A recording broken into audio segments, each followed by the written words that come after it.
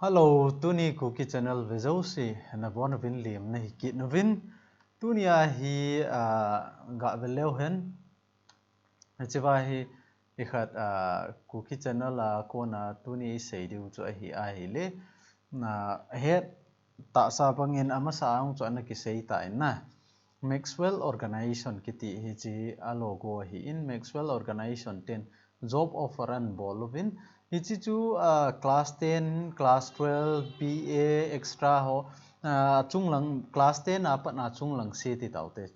class 10 apa na chunglang sen hichi post hi apply bol the hi in hichi na dinga chu manager hi na dinga hi in manager post hi in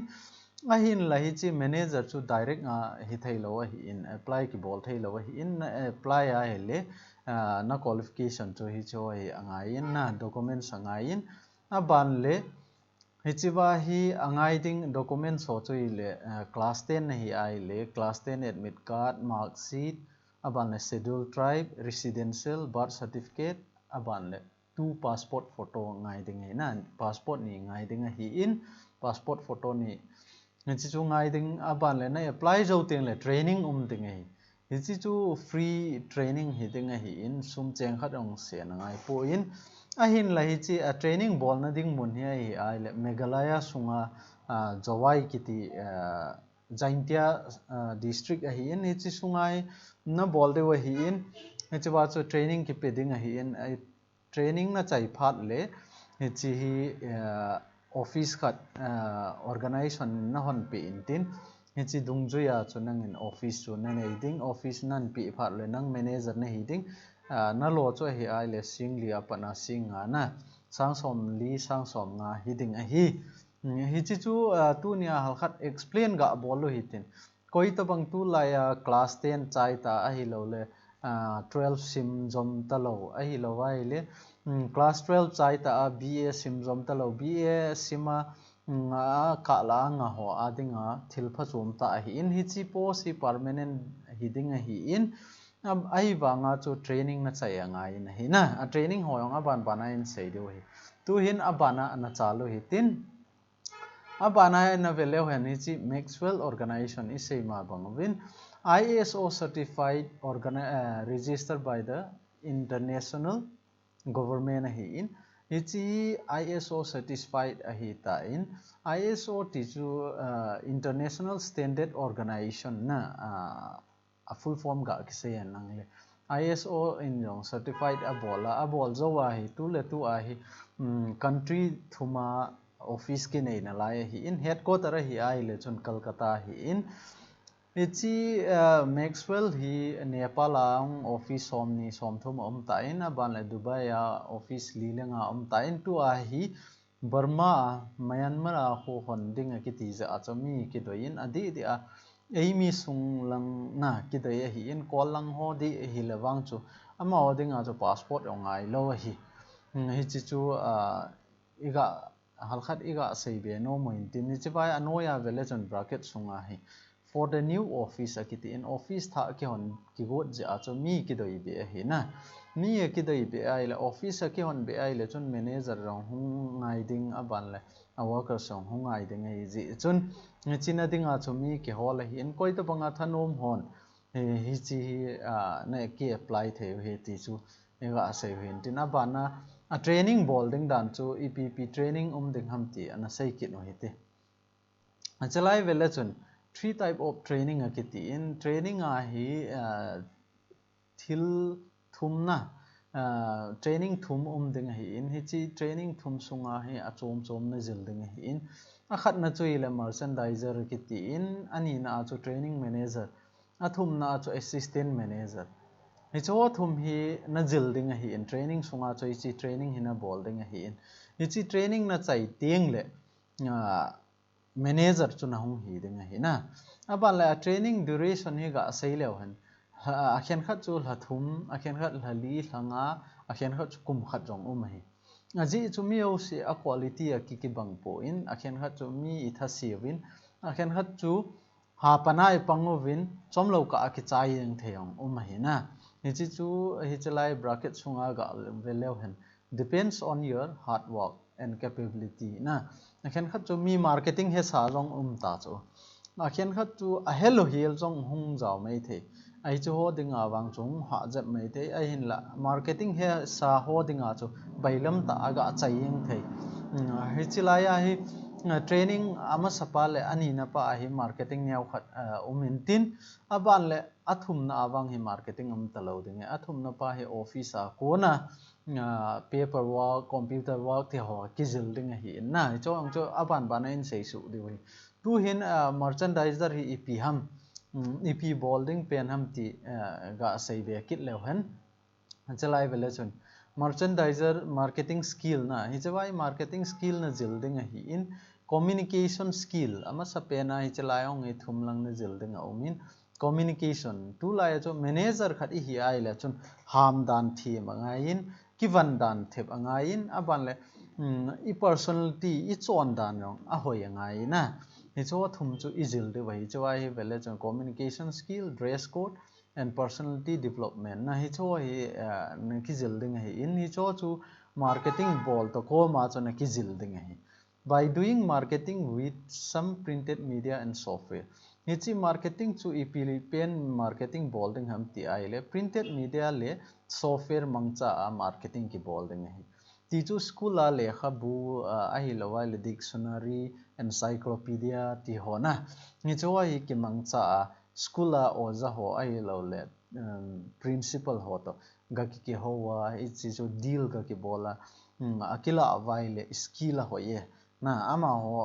to banga chu kaham the ti na to banga in communication le dress code hoi ta ki vana ama ho to ga ki ho ding in hi chi a ko na chu hi cho thum hi na ki develop ding ti na hi in hi chi chu training ama sa pe na merchandiser ana jil ma sat pen ding chu hi chi a hi in hi chi hi ni som le ninga sunga chai the na hi chi bailam thena na chai the hi in abana hi ga bekit le na second training ani na pa a chu a level ni na pa a chu le training manager iti pau chu na ni chi wa hi training management na jilding hi in training management chu ipm ta ni chi wa hi compulsory marketing compulsory hi in you need to teach other about marketing skill nangin ama sapena chu nahung join phat le min na hilding hi na min na hilding hi in merchandiser a chu min na hilding nang na ki jilding hi in a hin lai chwa ko na chu promotion nang muai chwa hi training manager nang hi ting le mi jil til dan na mi hil dan ho nahung ki jil kit ding hi in apan le training train to others to prove your leadership quality nangin mi na hil thei hi nam manager khat na hi ding ai le chun mi na hil the mangain thil explain dan na thep angain ni cho chuna bol thei nam ti hi chilaya hong ki veding hi na ni chi second training pa hi mi na het sa ho first training ana jil sa ho chu second training a hi nang kin chu hi ai le mi na hil son kit ding mi izat na hil thim theyam ai lo le mi izat team na sim theyam ti chu hong ki veding hi in ni chi chu second training ana jilding hi in aban la china training pe na chu le administration assistant manager ke tin na assistant manager ne hiting le manager lawa yong le nangin office na vet kol thei hinam ti hong ki veding hin hi chu ba chu epp na jilding ham ti ala file work paper work computer work banking hoi na jilding aji chun na manager pa lawa nang assistant manager ne ya le chun na manager lo le nang chu assistant manager nang chu manager na hi ding hi ji chun hi cho hi na ki jil thi mangai na hi ni chewa wang hi marketing taloding office ana to ding hi chewa anoya bracket na vele chun by sitting inside the office na in office sunga to wa hi cho ina jil ding ai tai computer ya banking ya file paperwork ti ho hi cho si hi nangin office sunga na to wa manager pa ko man jil ding manager en hoi ta na hilding manager dan ho na jil ding a chai na pe na hi tai na cho si chuna chai tiang le ichlai vela chun after training ti cho training nong chai tiang le post for the branch manager na post wai le branch manager ding hi na salary ding hi ai le sang som lia pa na sang som hi ding hi in duration of training only in incentive during the training na training sunga chu nangin incentive yong na mu thai kit hi training na ball in sum khat chana mu lo ding hei tina hi po in na training ball na sunga chu na performance dung chu ya nangin stipend incentive na mu thei in incentive ma chu commission type ma hi in ngechewai sang li apa na sang som chan jong na lo do thei hi na ni chi chu a hi in aban lai chewa anoya hi ga ve kit le hon a thano mo zo sin hi chi number a ko na hi contact nan bol wa hi chewai a detail on ki do be kit theu in head chet no an head chet no mo au mai le hi chewai na ki do be kit theu ngi a second number pai le tu ai hi chosan pula a umin na chosan pula ung ki sola hi in ama hi azil til ringa tu ai chosan pula ung ki sola hi in a hin la hi chi ke number hi in hi chewa hi le ke office am kai ji chun zawai langa megalaya sunga kai in ai wanga na do no vai le chewai nin do theyu itiam khana face to face a ki mu to a na holim na no mobile le chun hi che a second number pa he na contact theyu hi na contact theyu hi in aban le hi chi zo na to na hi aphat na khat chu training sunga zong tora ki chi ji in outside India ong ki chi in outside northeast ong ki chi in inside India tora mun hoi na hoi lai ma meeting ho ong ki nei ji a hin na apha chom khat ga ki sei be han lang le hi chi wa he apha pen choi hi le hichi organization Maxwell organization hin koima qualification athim lo akive po in class 10 na pass it na